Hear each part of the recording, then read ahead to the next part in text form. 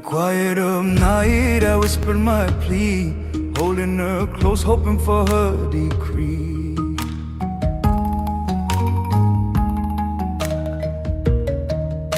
Morning arrives like a song at the temple gates, small, layered, a mina call braided with the soft rattling of bats behind the lintel. Picture cool stone underfoot and a lorry looping over a carved naga. I want you to stand there with me and listen. I'm with you. Already the place is talking. Those calls are not random. They sit inside stories carved into the walls. Exactly. Over the next hour, we'll follow those echoes, from bas-reliefs to bat wings, from market roosters to the small bronze birds that jingle in puppet shows. I'll walk with custodians who still name trees by the nests they host, with a village elder who reads omens in sparrows, and with a researcher who takes tiny recorders into the galleries at night to hear what our ears miss. Quick note on sources. These interpretations come from conversations recorded with consent, custodians, elders, and researchers, and from archaeological and ethno-ornithological work cited in the show notes. When stories disagree, we let local voices have the final word. Start with the stone. Walk any lintel, and you'll see animals, peacocks, monkeys, kingfishers, often arranged like a procession. Art historians give symbolic labels: fertility, protection, royal glory.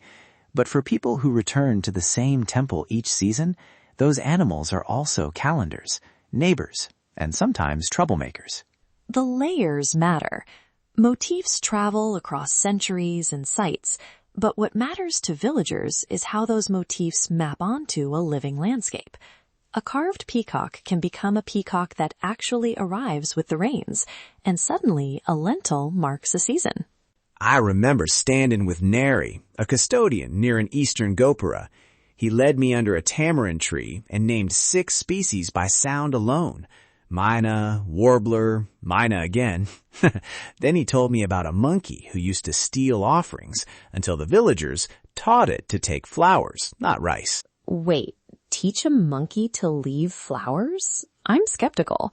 That sounds charming, but also like a moral tale.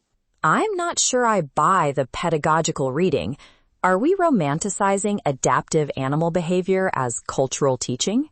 Fair point. Let me be concrete. Neri pointed out festival weeks when monkeys arrive before people and leave when offerings stop. The pattern is repeatable. When children see elders rearrange offerings, they learn not to feed the animals. So the story performs 2 jobs. It's a playful explanation and a rule for behavior. Practical consequence, not just romance. Right. When you put it that way, it's a social mechanism. Story as stewardship. I'll accept that distinction. And the same logic applies to other animals. Bats, for example. People worry bats damage carvings, but ecologists point out bats are pollinators and insect controllers. The gallery becomes a shared night sky. Wow. At dusk, I stood with Dr. Sray, who carries a palm-sized recorder into the galleries. She aimed it at a vaulted ceiling, pressed the button, and the device filled with tiny staccato pulses, bats talking in a language we translate into species lists. For Dr. Sray, those pulses are data. For custodians, they are part of the temple's rhythm. When lanterns go up, when moths come, when certain ceremonies shift to daytime. And that science changes practice. If a temple hosts a maternity colony, local teams will advise reduced nighttime access during birthing months. Conservation here is about timing rituals and tourism so culture and wildlife can continue together. We wandered into the market by the temple and heard a different chorus. Rooster sellers, clucking hens, children imitating cicadas. Aunt Theda, an elder, leaned on her cane and described how a bird's arrival predicts weather or luck. Those readings are not mystical so much as long-term observation turned into community knowledge. That variation is why we must be careful when assigning singular meanings to animal motifs. In one village, a kingfisher means good fishing. In another, it may signal an ancestor's presence. Our notes must keep those local differences visible. We respected those boundaries in the field. Elders chose which stories to share and which to keep private. The result is a tapestry. An apsara with a bird is both an art history symbol and an invitation to notice the living wing that visits the same lintel at dawn. Imagine a sound walk. First light, a drum beetle clicking, a myna calling, the distant drone of a motorbike fading, then the faint crackle from a bat recorder. Listening that way traces relationships between people, stone, and species. If you plan to visit, a few practical reminders. Don't touch nests, don't feed monkeys or bats, keep flash photography to a minimum inside galleries, and hire local guides. Many custodians run stewardship programs. Booking with them supports conservation and local livelihoods. And if you're recording, capture a minute of ambient room tone, and always ask permission before recording people. Field recordings belong to the communities who lit us into their mornings. A small vignette before we close.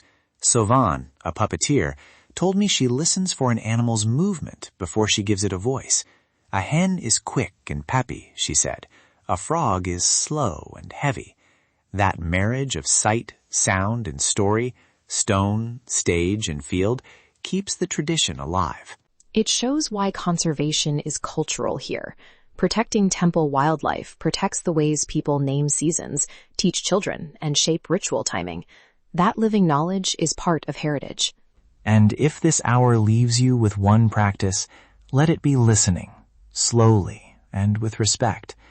Stand under a carved lintel, close your eyes, and hear the layers. Could be a myna, could be an echo of a hand that carved the stone generations ago. Either way, you've arrived where stone and species keep conversation. To find sources, field credits, and permissions for recordings, check the show notes. We list custodians, researchers, and performers who agreed to be included. Respect their work by reading the credits and supporting local stewardship when you can. And listen. Subscribe to Ancient Echoes to keep walking these temple paths with us. Share this episode if something surprised you, and tell us where you'd like us to listen next. Quiet stones, loud stories. Until next time, walk gently and listen closely. Oh,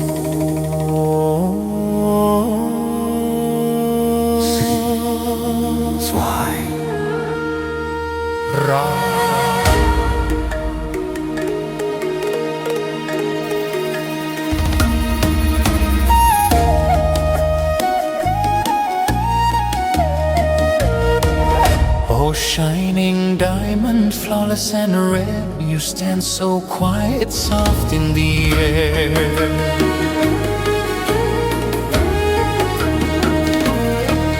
I dared not to rush you, feared you'd flee. Your heart too pure to belong to me. If you turn away, I reach and bind, press my hand, still body and mind.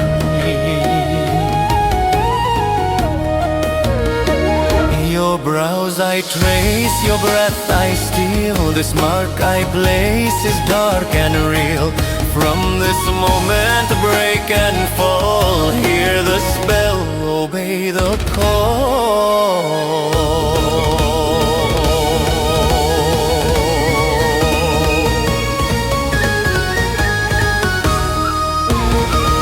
False love born from sacred lies, second one whispers through closed eyes. Follow me, don't fight, don't run, your soul is caught, my work is done. Empty will, your light undone, under spell, under Sigmund.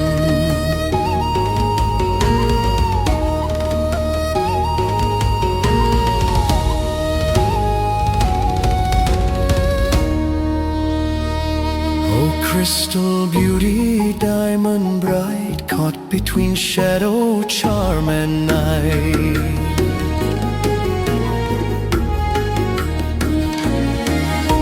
Time won't save you, truth won't last. This vow is carved, the line is cast. My words are smoke, my touch is fire. I bend your heart to dark desire.